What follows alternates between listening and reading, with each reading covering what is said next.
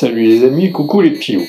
Alors, c'est un dossier sur un début de réglage et de quoi avons-nous réellement besoin. Alors, avant que de parler de réglage et de technique, je vais vous donner un ultime et dernier avertissement. Il faut savoir que l'on ne peut pas tout faire avec un appareil photo numérique hybride. Même si les Z8 et les Z9 peuvent faire beaucoup de choses pour nous. Exemple, vous ne pouvez pas faire de photos de la Voie lactée et la suivre pendant des minutes, un quart d'heure. Il vous faudra monter ça sur un télescope ou avec un truc, un moteur spécial qui vous permettra de suivre la dite Voie lactée.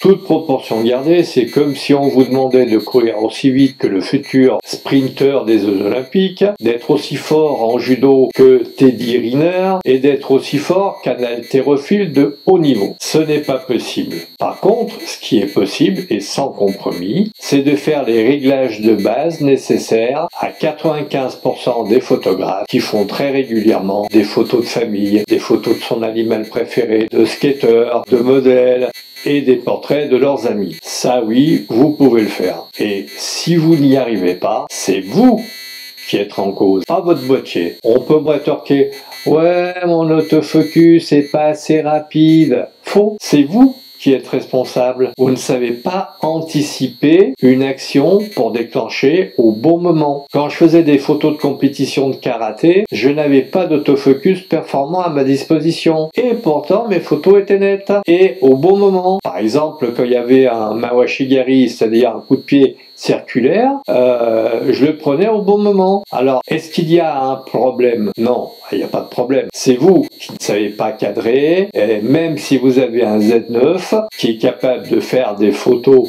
en parfaite autonomie, sans opérateur à ses côtés, l'appareil photo va pas vous dire « Excusez-moi monsieur, mais il semblerait que vous n'ayez pas fait le bon cadrage. » Même si par ailleurs vous savez programmer le déclenchement de photos, quand le sujet passe de gauche à droite et de haut en bas. Par exemple, j'ai vu une vidéo de Nikon France qui faisait voir une photo où quelqu'un était en train de tirer avec un fusil. Il y avait la fumée qui sortait du canon et une balle qui était devant la fumée. C'est extraordinaire. Mais par contre, le photographe avait su déclencher au bon moment. Parce que s'il avait déclenché ne serait-ce que 2 ou 3 secondes plus tard, il n'y aurait pas eu cette photo. Pour être considéré comme un photographe, il faut en faire un minimum. Avoir le sujet dans votre viseur, le suivre et ne pas déclencher à 100 ISO, à F11, au 2 millième de seconde, alors qu'il fait presque nuit. Vous voyez ce que je veux dire? Voilà. Je n'en dirai pas plus sur le sujet, mais réfléchissez à minima sur le mode automatique dans lequel vous voulez faire votre exposition. Un jour, lors d'un atelier, j'avais pris mon appareil photo au-dessus de ma tête et j'avais fait la photo de Jacquard, place de la Croix-Rousse. J'ai fait voir la photo, j'ai demandé qui avait fait la photo. On m'a dit toi. J'ai dit non, c'est l'appareil. J'ai mis l'œil à mon viseur, j'ai cadré pour avoir plus de ciel derrière la statue, j'ai fait voir la photo et on m'a dit ah ouais d'accord. Comme quoi l'appareil photo ne peut pas tout faire. Certes, avoir un boîtier qui a un capteur empilé qui fait des photos au 32 millième vous empêchera d'avoir des distorsions lorsque vous prenez par exemple les pales d'un hélicoptère, mais si vous savez pas cadrer l'hélicoptère, vous aurez beau avoir un appareil photo qui fait la photo au 32 millième, votre hélicoptère sera dégueulasse. Donc il vous faut savoir déclencher au bon moment. C'est pour ça que il y a des gens qui se spécialisent dans l'ornithologie, les photos de forêt, de paysages, etc. pour avoir l'habitude, pour avoir le bon réflexe. Mon père était du genre à rater des photos de groupe, à couper les têtes et à prendre les pieds des gens. Et un jour, je lui ai dit, papa, écoute, les pieds des gens, on s'en fout. Si on ne sait pas qui on prend en photo, ça nous sert à quoi? Ça l'a vexé. Et après, il a essayé quand même de faire largement la part au-dessus des têtes pour faire ces photos. Le concept des hybrides, au départ, selon l'aveu de Roland Serbiel, qui est depuis 23 ans chez Nikon et qui est responsable du staff avant-vente, c'est-à-dire il est responsable de tout ce qui est technique, des stages à faire pour les photographes, il est en relation avec les photographes professionnels et il disait qu'au départ, les hybrides étaient fait pour avoir une utilisation simple. Sauf que avec les nombreuses mises à jour des firmware, eh bien ça devient de plus en plus complexe. Par exemple, on a un bouton pour avoir un cadre rouge quand on enregistre. On a des réglages supplémentaires pour la vidéo 4K en 60 images par seconde.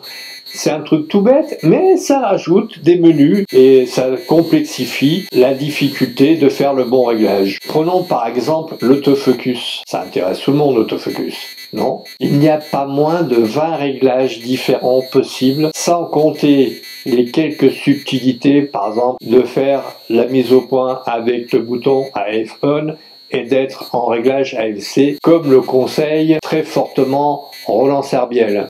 Selon un ambassadeur Nikon, paraîtrait-il que le fait d'être en 12 bits plutôt qu'en 14 accélère l'autofocus. Je viens de faire des essais avec mon 24-70 et mon 24-200. Le 24-70 est un S, il ouvre à f4. J'ai fait les photos au 70 mm.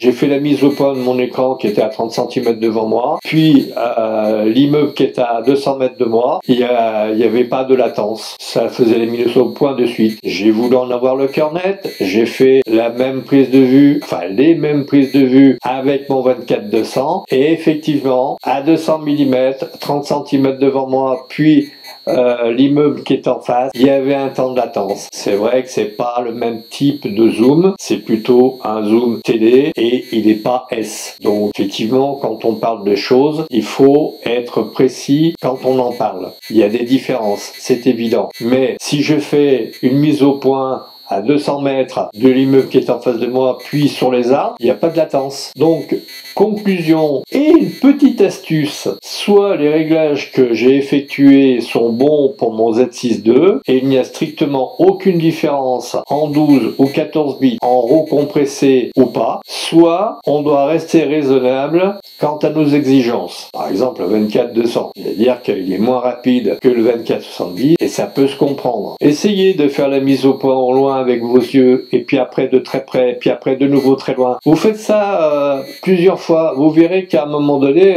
vous allez avoir la vue qui fatigue et il va y avoir un temps de latence. Certes, très court, mais temps de latence quand même. Alors, par exemple, ma compagne et moi avons un 24-120 qui est sorti du même magasin et ils sont de chez Nikon et pourtant ils n'ont pas le même piqué. Donc, la petite astuce pour avoir les réglages à votre écran, allez dans le menu D9, appliquez réglages à la visée écran. Et là, vous aurez exactement les réglages que vous aurez choisis dans votre viseur. Et si par exemple vous mettez des tons chauds, eh bien vous aurez des tons chauds dans votre viseur. Voilà. Je ne saurais trop vous conseiller de faire des tests systématiques, histoire de valider mes propos ou pas.